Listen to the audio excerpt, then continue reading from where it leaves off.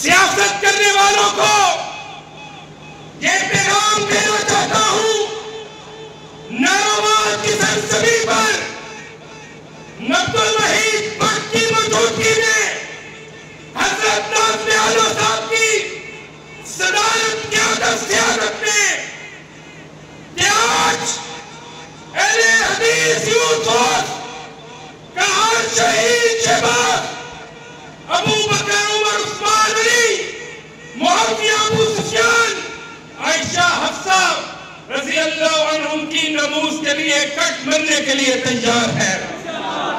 تم ایک جہلمی کے نام پہ سیاست کرتے ہو، آؤ میں تمہیں بتاتا ہوں 100 جہلمی بھی ہو تو کعبہ کے رب کی قسم ہے ہم ان کو پاکستان کی سرزمین میں دبل کر کے رکھ دیں گے۔